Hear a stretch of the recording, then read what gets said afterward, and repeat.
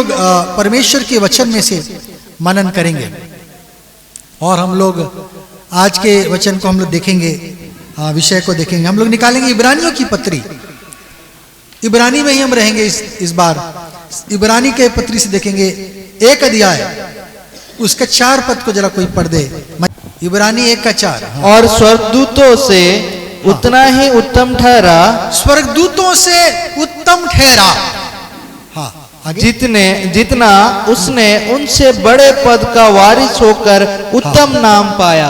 हाँ, यहां 2 बात। एक है स्वर्गदूतों से उत्तम ठहरा। हम लोग आज इब्रानी में ही रहेंगे।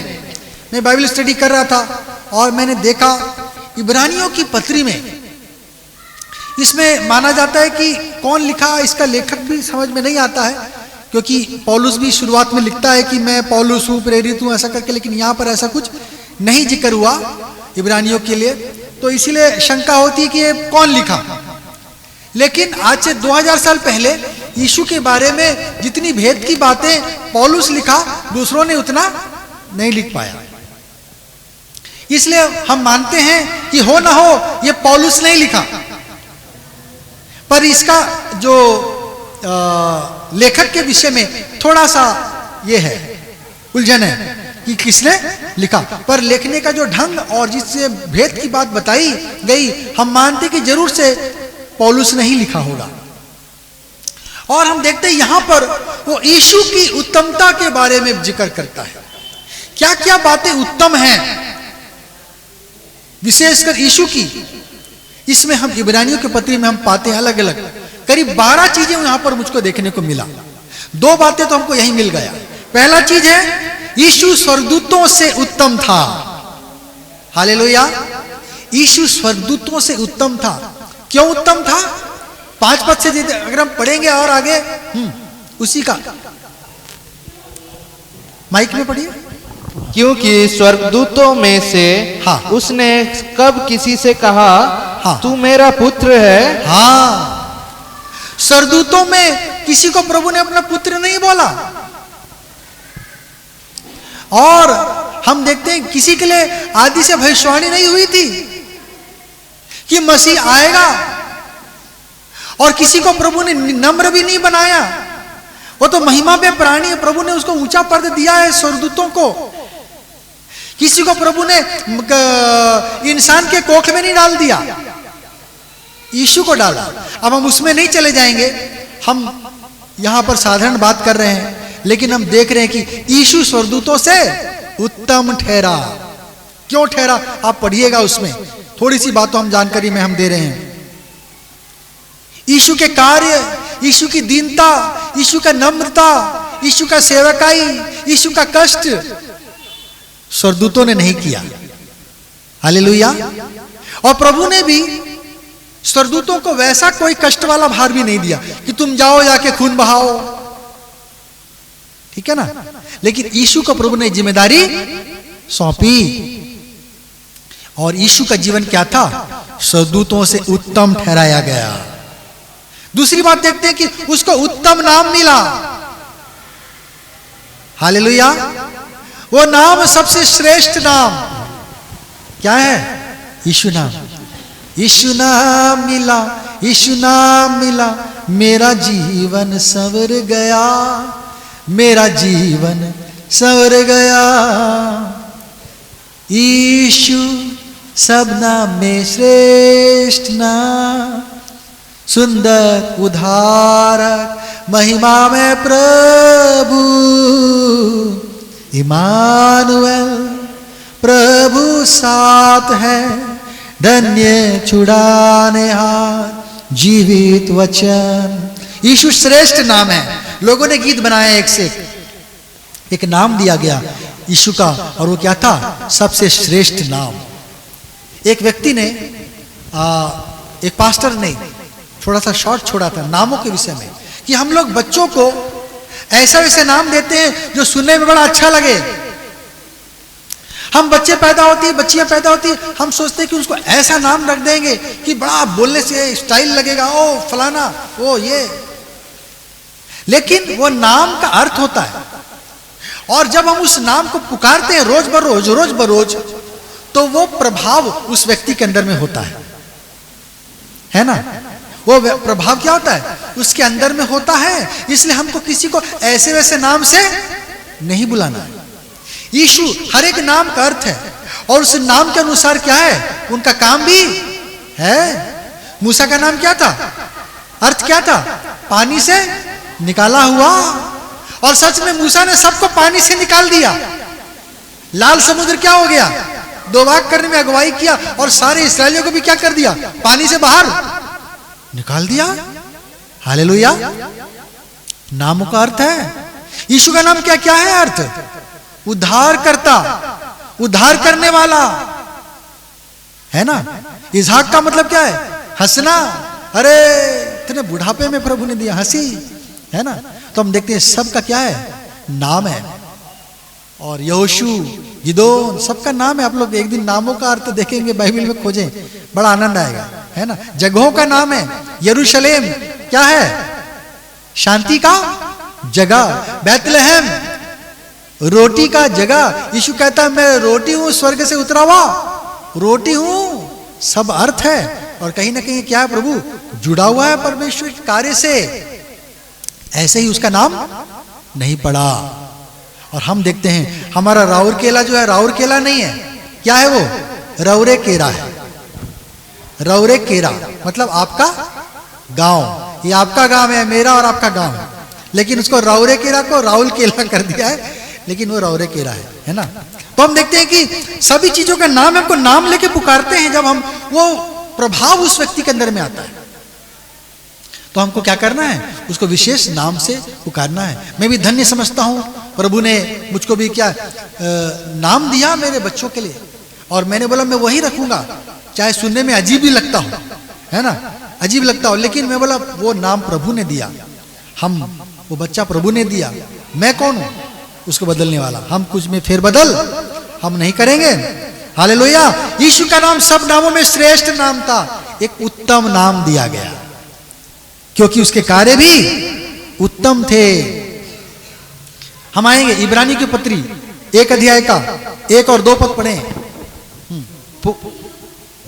पूर्व युग में परमेश्वर ने बाप दादों से थोड़ा थोड़ा करके, हाँ, और भांति भांति से भविष्य वक्ताओं के द्वारा बातें कर, परमेश्वर ने पहले बातें करना चाहा लोगों से थोड़ा थोड़ा करके, हाँ, इन अंतिम दिनों में, अब इस अंतिम दिनों में हमसे पुत्र के द्वारा बातें की, हमें पुत्र के द्वारा बातें की, जिसे उसने सारी वस्तुओं का वारिस ठहराया, सारी वस्तुओं का वारिस ठहराया। अब पुत्र से क्या किया है, पुत्र के द्वारा बातें किया। और पुत्र का बात कैसे था, उत्तम बातें किया। हालेलुया। प्रभु यीशु मसीह के वचन किसी और के वचन से उत्तम वचन थे, है ना। यीशु ने कहा सत्य मार्ग और जीवन मैं हूं, बिना मेरे द्वारा कोई पिता के पास नहीं पहुंच सकता। ऐसा किसी ने नहीं बोला, मूसा ने नहीं बोला, दानियल ने नहीं बोला, यीशु ने बोला। यीशु ने बोला हे सब थके बोझ से दबे मेरे पास आओ, मैं तुम्हें विश्राम दूंगा। यीशु ने जब यीशु के द्वारा, पुत्र के द्वारा जब बातें की, वो बातें भी सभी लोगों से क्या थी, उत्तम बातें थी जो प्रभु ने किया। हालेलुया, है ना। यीशु ने कहा पुनरुत्थान और जीवन मैं हूं, तू विश्वास करेगी तो बड़े बड़े कामों को देखेगी। किसी ने नहीं बोला मांगो तो दिया जाएगा, खटखटाओ तो खोला जाएगा, बोला किसी ने, हैं? अब्राहम, इसहाक, मूसा ने बोला, नहीं बोला। यीशु ने बोला। किसी ने बोला देखो मैं जगत के अंत तक सदैव तुम्हारे साथ में हूं। जो बातें प्रभु यीशु मसीह के द्वारा की गई, वो सब बातों में उत्तम बातें थी। हालेलुया। तीसरी बात हम देखते हैं, क्या था, उत्तम प्रकाशन दिया हमको प्रभु ने, उत्तम बातें किया। प्रभु ने सारे भेद की बातें बता दी। लोग सद्दुकी फरीसी थे, एक बोलता था पुनरुत्थान है, एक बोलता था पुनरुत्थान नहीं है। यीशु ने भेद खोल दिया। क्या बोला, अरे जब अब्राहम बोला था कि मैं इसहाक और अब्राहम और याकूब का परमेश्वर हूं, तो क्या प्रभु तो मर गए? तो क्या परमेश्वर मुर्दों का परमेश्वर है? प्रभु मुर्दों का नहीं, जीवितों का परमेश्वर है, पुनरुत्थान है। प्रभु का यीशु का प्रकाशन क्या था? सबो प्रकाशन से उत्तम प्रकाशन था, है ना। यहां तक प्रभु ने बोला केवल एक बात को छोड़कर, अर्थात दोबारा आगमन के बाद के डेट को छोड़कर, समय को छोड़कर सारी बातें मैंने खोलकर तुम्हें बता दिया है। हालेलुया। सारी बातें प्रभु ने हमें खोलकर बता दिया है। भेद की बातें क्या है? प्रकाशित वाक्य यीशु मसीह का प्रकाशन है। यूहन्ना प्रेरित को दिया पतमुस टापू में, वो यीशु मसीह का प्रकाशन है, प्रकाशित वाक्य। अर्थात हम देखते हैं यीशु मसीह का प्रकाशन सभी प्रकाशन से क्या था? उत्तम प्रकाशन था। सबों ने एक एक किताब लिख के गए, दो दो किताब लिख के गए। मूसा ने चलो 5 लिख दिया, है ना, लेकिन यीशु मसीह का कितना किताब है? सारी 27 किताबें किसकी थी? यीशु मसीह के लिए लिखी गई। नए नियम की सारी 27 की 27 किताबें किसके लिए लिखी गई? यीशु के प्रकाशन में लिखी गई। उसमें यीशु की भेद की बातें छुपी हुई हैं, पुराने नियम में भी छुपी हुई हैं, लेकिन विशेषकर खुल्लम खुल्ला जो लिखी गई वो किसमें लिखी गई? नए नियम के 27 किताबों में लिखी गई। सबों ने, मूसा ने भी जो यीशु मसीह से बातें किया, केवल 5 प्रकाशन की किताब लिखी गई उसके लिए, उसके द्वारा। लेकिन यीशु मसीह के लिए क्या किया? 27 किताबें लिखी गई। हालेलुया। फिर भी कम पड़ जाता है, और भी लिखी गई हैं कुछ कुछ किताबें। कहीं बोलते हैं थोमा का भी एक किताब है ये वो, लेकिन उसको डाला नहीं गया, उससे जोड़ा नहीं गया, उसमें कुछ दुविधा है तो उसे रख दिया गया है। चौथी बात हम देखेंगे इब्रानी की पत्री 7 अध्याय 19 पद। हाँ, इसलिए कि व्यवस्था ने किसी बात की सिद्धि नहीं की, हाँ, और उसके स्थान पर एक ऐसी उत्तम आशा रखी, एक उत्तम आशा रखी गई है, हाँ, जिसके द्वारा हम परमेश्वर के समीप जा सकते हैं। परमेश्वर के नजदीक आते हैं एक उत्तम आशा लेकर। यीशु मसीह में हमको क्या मिला है? एक उत्तम आशा मिला है। हमको ये उत्तम आशा दूसरे लोगों ने नहीं दिया। कई लोग आए, यशायाह आए, यिर्मयाह आए, बोले ओ तुम्हारा इस्राएल नष्ट हो जाएगा, बंधुआई में चला जाएगा, प्रभु छुड़ाकर वापस तो लाएगा, तुम रोपे जाओगे। लेकिन इसमें क्या थी? बंधुआई की बातें भी थी, उत्तम आशा कुछ नहीं थी। कनान देश था,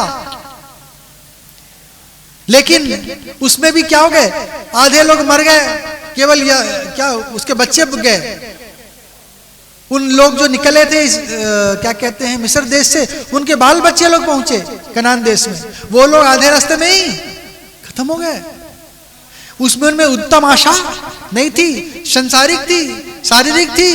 वहां भी लड़ाई झगड़े होते थे, उनको लोगों से लड़ना पड़ा। लेकिन यीशु मसीह में हम देखते हैं हमें स्वर्ग जाने के लिए ओ कोई हाड़ मांस लहू बहाने की जरूरत नहीं है, किसी को खदेड़ने का जरूरत नहीं है। ये अलग बात है कि हमें शैतान से लड़ना है ना। हमारा युद्ध अब किससे है? आत्मिक बातों से है। शारीरिक बातों से वो लोग लड़े, यहोशू कहलेब ये वो सब, वो शारीरिक लड़ाई लड़ रहे थे। लेकिन हम क्या लड़ रहे हैं? आत्मिक लड़ाई लड़ रहे हैं। शैतान और उसकी सेना से लड़ रहे हैं। अंधकार की सामर्थ भी नजदीक आना चाहती है। हम जब प्रभु के लिए बढ़ते हैं और हम देख रहे कि कुछ ना कुछ विशेष गड़बड़ होता है। आज भी हम जब निकल के आ रहे हमको लगा कि कुछ ना कुछ बाधा आ रहा है, लेकिन प्रभु ने क्या किया? उन सब बाधाओं को दूर किया। हम प्रभु के लिए बढ़ेंगे, कुछ ना कुछ ऐसी छोटी मोटी गड़बड़ियां होने को आएगी। हम यीशु के लिए उसे डांटना है ना, हमें शक्तिशाली बनना है, तो शैतानिक बातें हमसे दूर होंगी। बहन ने बोला जिसने हमसे टकराया वो तो भारी भरकम गाड़ी लेके आ रहा था, लेकिन खुद फेंका के कहां गिर गया। हालेलुया।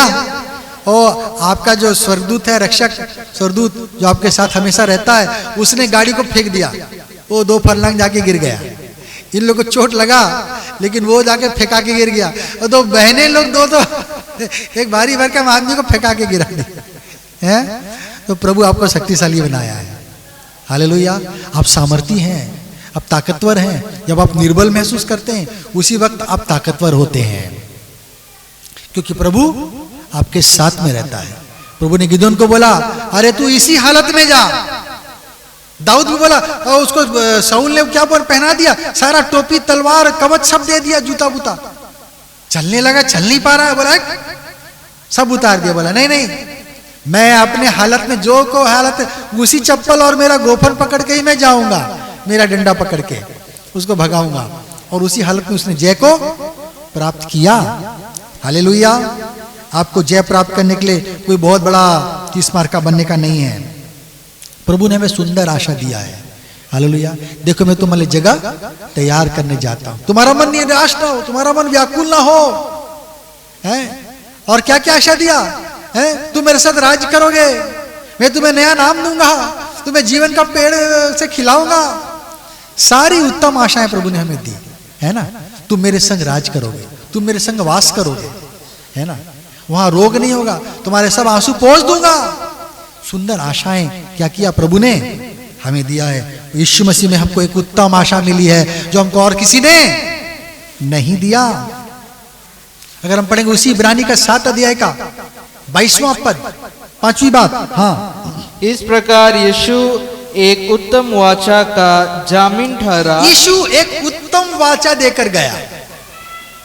अब यहां पर जो वाचा आया है इंग्लिश में आया टेस्टामेंट, और एक वाचा होता है कवेनेंट, उसको भी हम बाद में देखेंगे। लेकिन यहां पर आया टेस्टामेंट, तो यह वाचा अलग है। टेस्टामेंट का मतलब क्या होता है?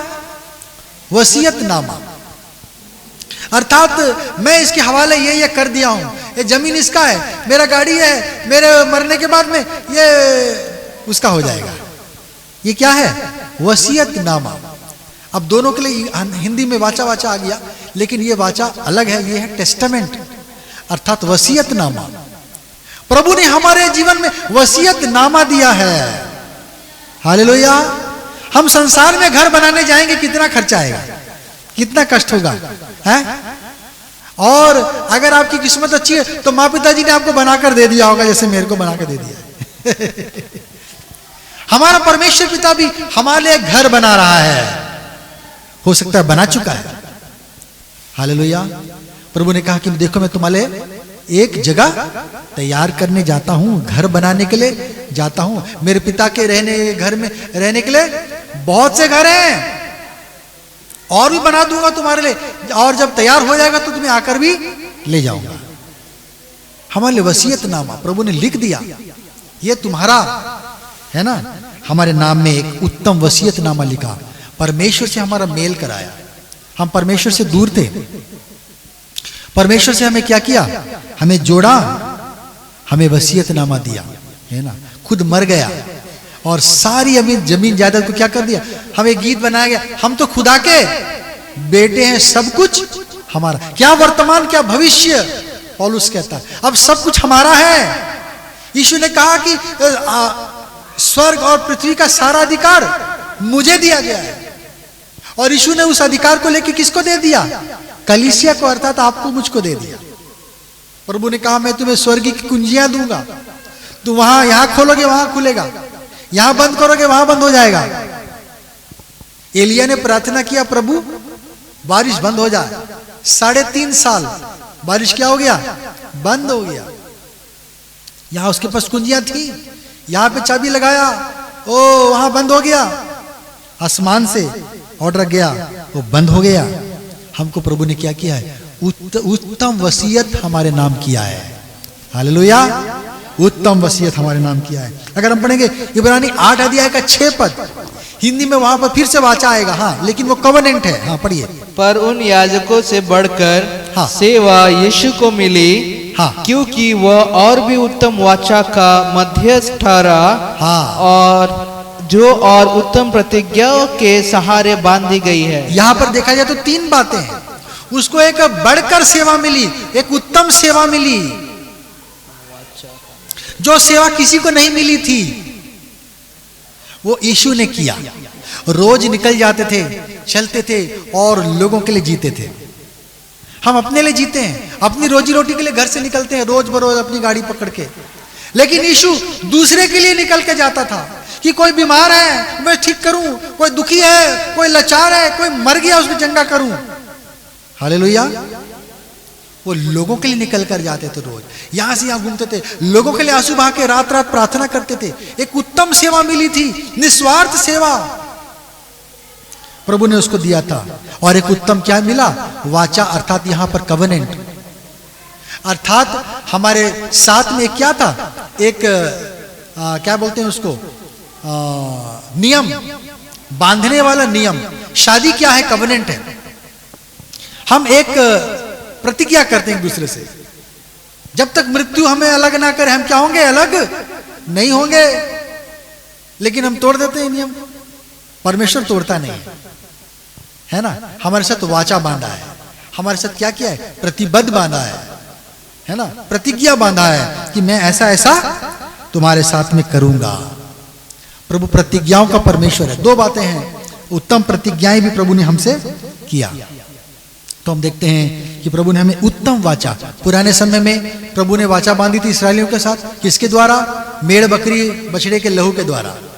जूफा लेकर सबके ऊपर छिड़का और 10 नियम सुनाए, बोला ये पालन करना तो आशीष पाओगे, इसको तोड़ोगे तो श्राप पाओगे। वो पुराना वाचा था। यिर्मयाह को प्रभु ने बोला मैं अंतिम समय में नई वाचा बांधूंगा और अपनी व्यवस्था को उनके मनों में डालूंगा। हमने पिछले सप्ताह देखा। और परमेश्वर ने आपसे और मुझसे क्या किया? एक नया वाचा बांधा है ना, अटूट वाचा बांधा, जो किसके लहू के द्वारा पूरा हुआ? यीशु के पवित्र लहू के द्वारा संपन्न हुआ। और हम देखते हैं, पढ़ेंगे 8वीं बात, इब्रानी 9 अध्याय 23वां पद। कौन सी उत्तम चीज थी यीशु ने हमें दिया? हाँ, इसलिए अवश्य है कि स्वर्ग में की वस्तुओं के प्रतिरूप इन बलिदानों के द्वारा शुद्ध किए जाएं। हाँ, पर स्वर्ग में की वस्तुएं स्वयं इनमें उत्तम बलिदानों के द्वारा शुद्ध की जाती। हाँ, एक उत्तम बलिदान बन गया यीशु। पुराने समय में लोग क्या लेकर आते थे? कोई कबूतर ले आया, कोई कुछ लेके आ गया है, कोई पिंडुक लेके आ गया, कोई मेढ़ लेके आया, कोई बकरा लेके आ रहा है। ये बलिदान हो रहे थे। अन्न बलि था, लोग अन्न लेकर आते थे, उसको जलाया जाता था।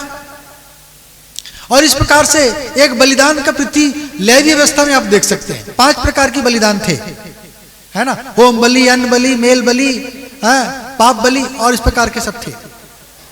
और हम देखते हैं कि इन सभी बलिदानों से एक उत्तम बलिदान, पवित्र बलिदान यीशु स्वयं बनकर आया, हमारे लिए एक उत्तम बलिदान बनकर आया। बहुत लोग अपना खून देना चाहेंगे लेकिन हम लेना नहीं चाहेंगे। हम पूछेंगे भैया आपको कोई बीमारी तो नहीं है? आपको अगर खून की जरूरत पड़े, आप किसी से लेना चाहें तो आप कोई मलेरिया पेशेंट से लेंगे क्या? आप एड्स पेशेंट से लेंगे क्या? आप कैंसर पेशेंट से लेंगे क्या खून? अरे नहीं बाबा, रहने दे, ऐसे ही मर जाना, और मरने वाला काम नहीं करना। आप अशुद्ध चीज को नहीं लेंगे, हैं? जितना भी भूख लगता हो, कोई आपको कुछ गलत चीज खिलाना चाहे आप खाएंगे? हैं? केले का छिलका खा लेंगे क्या? नहीं खाना, इसको खाना है तो अच्छा चीज खाएंगे, ना तो नहीं खाएंगे, भूखा मरेंगे। हालेलुया। इसी प्रकार यीशु एक स्वयं निर्दोष, निष्कलंक और पवित्र बलिदान बनकर आए। दुनिया में सबने पाप किया, उनकी बलि वो दे भी देता, अब्राहम अपनी बलि दे भी देता, वो पवित्र बलिदान नहीं ठहरता, क्योंकि वो क्या था? निष्पाप नहीं था। वो भी पाप में था, मनुष्य में था, लेकिन यीशु निष्पाप थे, वो पवित्र थे। कुंवारी मरियम के कोख से जन्मे, स्वयं परमेश्वर थे जो स्वयं पवित्र है। इसलिए उनका बलिदान क्या था? विशेष था। उनका बलिदान क्या था? उत्तम बलिदान था, है ना। वो यहां वहां गड़बड़ करके बलिदान देके नहीं गए, अपने आप को वैसा शुद्ध और पवित्र पाक और पवित्र परमेश्वर के सामने रखकर वो बलिदान चढ़ा कर गए। उनका बलिदान क्या था? सभी बलिदान से उत्तम बलिदान था। इसलिए उसके बाद से और कोई बलिदान की आवश्यकता भी नहीं रही। प्रभु ने इसलिए भी जानबूझ के मंदिर को हटा दिया, इस्राएल के मंदिर को हटा दिया। अगर मंदिर को नहीं हटाता तो वहां आज भी क्या होता? बलिदान चालू रहता। प्रभु मालूम था, इसलिए प्रभु ने बोल दिया इसको रोक देना है। इसलिए उसके मंदिर को ही छीन लिया, ऐसा कर दिया, दुविधा कर दिया कि वहां कोई मंदिर बलिदान चढ़ा ही ना सके, क्योंकि एक बलिदान ऑलरेडी चढ़ चुका है और की कोई बलिदान की दूसरी आवश्यकता ही नहीं है। उस सारे पापों का पढ़िएगा, इब्रानी बड़ा सुंदर लिखा है आगे में, उसको पूरा आप पढ़िएगा, है ना। समय नहीं मैं बोलूं कि एक ही बार में सारे युगों के लिए वो श्राप ये बनकर वो स्वर्ग में चढ़ गया, ताकि और कोई बलिदान और लहू की जरूरत ही ना पड़े। पढ़े इब्रानी 9वीं बात देखेंगे, इब्रानी 10 अध्याय का 34 पद।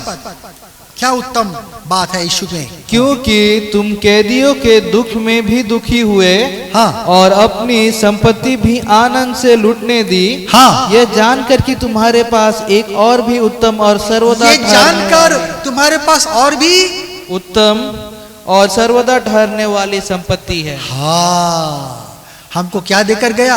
एक उत्तम संपत्ति देकर गया है यीशु। दुनिया में बहुत सारी संपत्ति है, परंतु परमेश्वर का वचन कहता कि यीशु मसीह में हमको एक उत्तम संपत्ति मिला है, उत्तम संपत्ति मिल गया है। जब आप उसके लेपालक पुत्र पुत्रियां बन गए, अडॉप्टेड सन्स एंड डॉटर्स, उसके बच्चे बन गए, तो अब हकदार भी बन गए हो। अब हमको परमेश्वर के पास में जाके भीख नहीं मांगना है, प्रभु दे दे, प्रभु दे दे, प्रभु दीजिए, मैं आपका बेटा हूं, मुझको भूख लग रहा है। हालेलुया, आपका अधिकार है, आप बेटे हैं, है ना। हे अब्बा, हे पिता करके आप प्रभु के पास जा सकते हैं। प्रभु मुझे फलाना चीज की जरूरत है, आप देख रहे हैं मेरी आवश्यकता है, आप जानते हैं, और इसको क्या करिए, आप पूरा करिए। हम परमेश्वर के पास में वो बेधड़क हो कि हम क्या कर सकते हैं, जान सकते हैं, जा सकते हैं। इस संसार में उस समय बहुतों लोगों की संपत्ति छीन ली गई। जब लोगों को दोषी ठहराया जाता था और लोगों को दंड दिया जाता था, तो कई बार उनकी उड़की कर दिया जाता था। उनकी जो भी चीज होती थी सरकार उसे अपना बना लेती थी। एक बहुत कड़ा का शासन था उस समय जमाने में, लोगों ने बहुत दुख सहा। विलियम टिंडेल, ये तो नए जमाने का 16वीं शताब्दी का मैं बात करूं अगर, तो उसको इंग्लिश में बाइबल को अनुवाद करने के लिए जिंदा जला दिया गया था। जर्मनी भाषा में लिखा गया था, वहां से जर्मन से इंग्लिश में ट्रांसलेट करने के लिए विलियम टिंडल को क्या किया गया है, वो कैथोलिक चर्च ने जिंदा जला दिया। हमारे पास जो किताब आ रही है ऐसे हल्के में नहीं आ रही है, हालेलुया, बड़े कष्ट के साथ में आ रही है, बड़े बलिदानों के साथ में आ रही है। और हमें कहने का अर्थ है कि बड़े कष्टदायक थी, उनकी संपत्ति कुड़क कर ली जाती थी, लोगों को सिंहों के मान में डाल दिया गया। नीरो के समय में, और एक क्या नाम है जो डोमिशियन ने, क्या नाम था उसका, जिसको पतमुस टापू में भेज दिया, जिस राजा ने, सम्राट ने, रोमी सम्राट ने इसको, यूहन्ना को, ओ ये सारे बहुत कड़क मिजाज को बताया जाता है कि तेल में डाला गया था खोलते हुए, पर वहां से प्रभु ने आश्चर्यजनक रूप से उसको जिंदा बचा लिया, क्योंकि उसका समय अभी नहीं आया था, उसको और कुछ जिम्मेदारी प्रभु देना था, अर्थात प्रकाशित वाक्य लिखना था, इसलिए प्रभु ने उसे मरने नहीं दिया। और हम देखते हैं कि इस प्रकार से उनको संपत्ति छीन ली जाती थी, ये समझकर कि वो हमारे स्वर्ग में क्या है, एक उत्तम संपत्ति है। यीशु ने कहा, तुम संसार में तो संपत्ति जमा करते हो, स्वर्ग में भी धन जमा करो, जहां से चोर चुरा कर नहीं ले जाएगा, है ना। अपने लिए धरती पे तुम धन्ना इकट्ठा करो, गीत बनाया। यीशु मसीह ने कहा, तुम स्वर्ग में कुछ जमा कर रहे हो कि नहीं, धरती पे बहुत कर रहे हो, लेकिन यहां पर तो खत्म हो जाएगा, यहां पर तो चला जाएगा, हमें स्वर्ग में अपना धन इकट्ठा करना है। हालेलुया, प्रभु ने तो हमको दे दिया है संपत्ति, जो कुछ है हम उसके वारिस हैं। अब बच्चे बन गए तो क्या हो गए, हम वारिस बन गए, एक उत्तम संपत्ति के हम हकदार हैं। जब हम जाएंगे वो स्वर्ग का हर एक कोना हमारा होगा, स्वर्ग का हर एक कोना आपका होगा। हालेलुया। 10वीं बात देखेंगे, इब्रानी 11 अध्याय 16वां पद, क्या लिखा है, पर वे एक उत्तम अर्थात स्वर्गीय देश के अभिलाषी है। हाँ, और इसीलिए परमेश्वर उनका परमेश्वर कहलाने में उनसे नहीं लजाता। हाँ, क्योंकि उसने उनके लिए एक नगर तैयार किया है। एक नगर तैयार किया है, एक देश तैयार किया है, कंट्री, देश आया है, यहां नगर लिख दिया है, कोई बात नहीं। हम देखते हैं कि प्रभु ने हमारे लिए एक उत्तम देश रखा है ना। जाएंगे उत्तम देश में जरूर रहेंगे, प्रभु के साथ हम जरूर जाएंगे, उत्तम देश में जरूर रहेंगे, प्रभु के साथ हम जरूर। स्वर्गीय देश उत्तम भी वो है, हमारा वो देश जो अद्भुत है। कई लोगों ने स्वर्ग का दर्शन पाया है, है ना। बोला अरे वहां ऐसी चीजें जो हम बोल ही नहीं सकते, हम समझा नहीं पाएंगे, तुम समझ नहीं पाओगे। हमने हमारी आंखों ने देख कर आया है। वो अद्भुत जगह है, हालेलुया, सुंदर जगह है। वो हमारा क्या है, स्वर्गीय देश है, परमेश्वर का निवास स्थान है, जहां पर हम भी एक दिन जाकर रहेंगे। प्रभु ने हमें एक उत्तम चीज दिया, यीशु मसीह में दिया। वो क्या है, एक उत्तम देश दिया।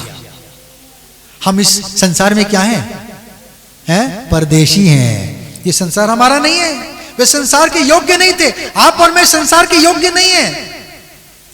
यहां पर तो लोग ठगते हैं, यहां लोग झूठ बोलते हैं, यहां लोग चोरी चकारी करके जीने का कोशिश करते हैं, लोगों को चूना लगाकर धनवान बनने की कोशिश करते हैं, गबन करके, धोखा देके, वो घूस लेकर जो जमा कर रहे हैं। पर प्रभु के लोग कोई घूस नहीं लेना, कोई काम मैं ऐसे ही करूंगा, फ्री में करूंगा बोल के करना है। कोई भी चीज के लिए कुछ ऊपरी पकड़ा है, नहीं भैया हमको मत दीजिए, नहीं सिस्टर हमको मत दीजिए। हम क्या करेंगे, ये हमको दरमा, हमको कंपनी दे रही है, हमको तनख्वाह मिल रहा है, हमको किसी से 1 रुपया हमको नहीं लेना है। प्रभु देख रहा है हमारे, प्रभु का वचन कहता है कि चोरी नहीं करना, अर्थात घूस भी नहीं लेना, है ना। हम क्या करना है अपने जीवन में, प्रभु की आशीष को हम कैसे बरकरार रखेंगे। प्रभु हमें एक उत्तम देश दे रहा है यीशु मसीह के द्वारा। यीशु मसीह के द्वारा हमको क्या, प्रभु ने एक उत्तम देश हमारे तैयार करके रखा है। हम वहां जाएंगे।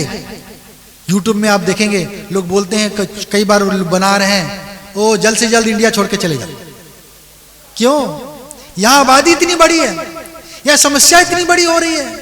दिल्ली में अभी पॉल्यूशन जो है वो ऐसा है कि माने लोग ये हो रहे हैं, सांस की बीमारी आ जा रही है। वहां खतरनाक जो है ये बढ़ गया है। अभी वेलकोनो वहां पर हुआ इथियोपिया में, और वो हम देखते हैं कि और भी वहां का असर दिल्ली में भी कुछ आया है, बढ़ गया यहाँ का ये पॉल्यूशन। इस प्रकार से हम देख रहे हैं हमारे ये देश रहने लायक और नहीं रह रहा है। धीरे धीरे समस्याएं बढ़ रही हैं। पहले का राउरकेला 30 साल पहले का राउरकेला अलग है। हम साइकिल लेके निकल जाते थे बड़े मजे से, कुछ नहीं होता था। अब तो क्या है, कोई पेपे मारेगा, कोई आके ठोक देगा, है बिना बोले क्या कर देगा पता नहीं। मैं एक बार जब वहां पर था और इंश्योरेंस कार्ड इसमें था, तो एक जन आया गाड़ी का इंश्योरेंस कराने के लिए, उसका ये लेने के लिए, मुआवजा लेने के लिए। उनका कुछ एक्सीडेंट हुआ था। मैंने बोला आपका एक्सीडेंट कैसे हुआ? अरे भैया मत पूछिए, हमने तो खुशी खुशी में जोश में एक नया गाड़ी ले लिया था। गाड़ी तो रास्ते के किनारे खड़ी हुई थी, पीछे से आके किसी ट्रक ने ठोक दिया। हम तो गाड़ी लेके किनारे में थे, नई गाड़ी में, लेकिन पीछे से आकर एक ट्रक ने हमको क्या कर दिया, ठोक दिया। हमारा कोई कसूर नहीं, उनको इंश्योरेंस का मुआवजा मिलना था। तो हम देख रहे थे कि उसने अपना, मुझको भी हंसी आई, बोला अरे बाप रे नया गाड़ी लिया, हमको सूट नहीं किया, हम उसको बेच देंगे, ये करेंगे, ऐसा ऐसा करें। लोग सोचते हैं ना, अशुभ अशुभ मानते हैं, और उनको लगा नहीं शायद हमारे लिए ये सही गाड़ी नहीं था, इसलिए हम क्या करेंगे, इसको हम बेच देंगे। लेकिन प्रभु ने हमको भी ऐसे ही जगह में रखा।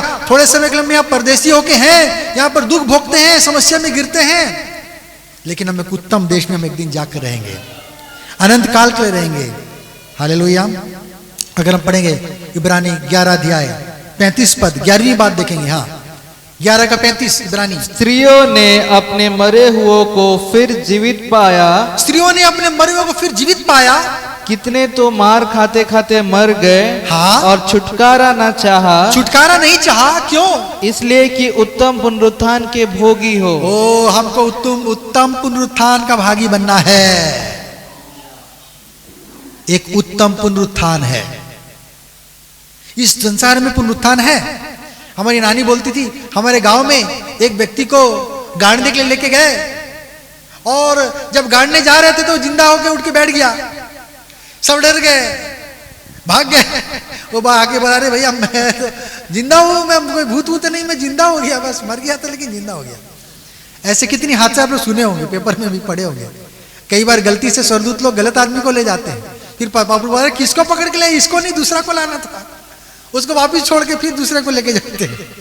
ऐसे हो जाता है।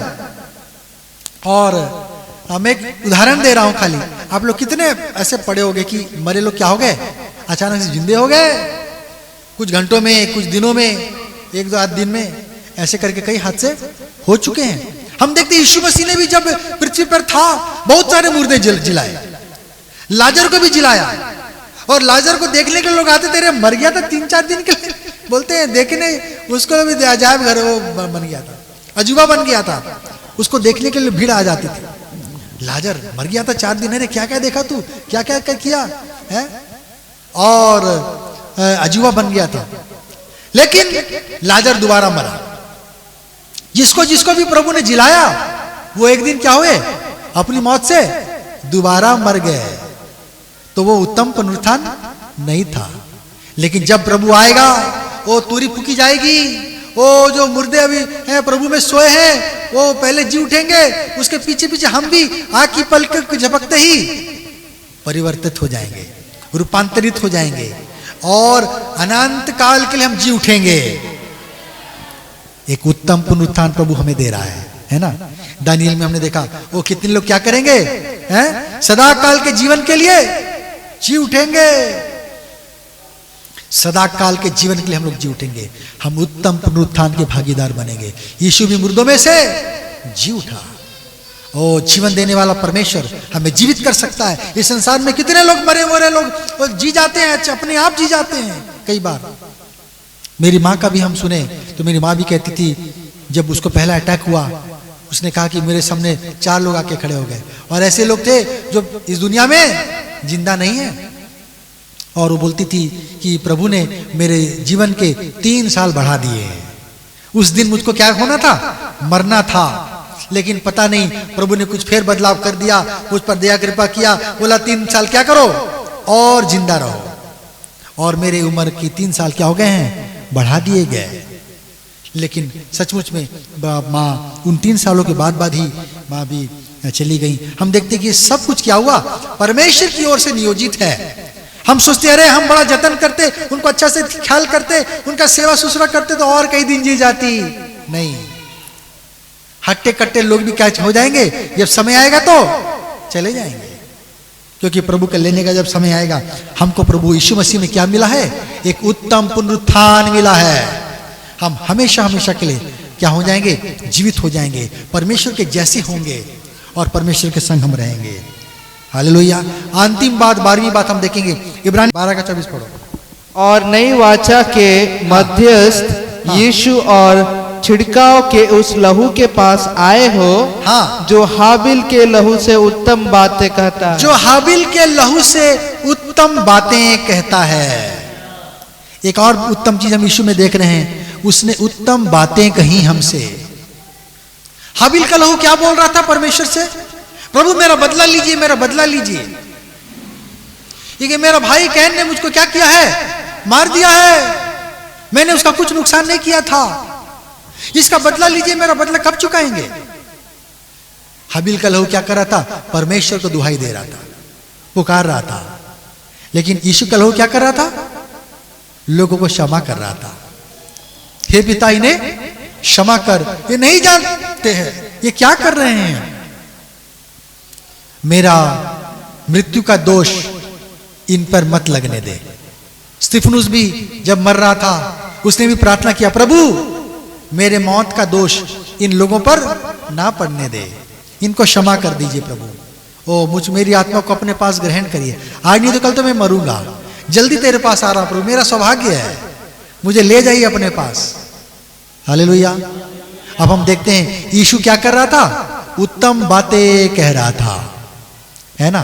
कितने जीवन में लोग क्या क्या बात करके, कई लोग तो सुबह उठते हैं गालियां बकते हैं, कई लोग सुबह उठते हैं झगड़े करते, कई लोग क्या क्या मुंह से उटपटांग निकालते, कई लोगों को कोसते हैं, कई के लोगों का जीवन ऐसे ही गुजर जाता है, लोगों को कोसने में, लोगों की बुराई करने में। यीशु दोष नहीं लगाता, वो क्या कर रहा है, उत्तम बातें कह रहा है।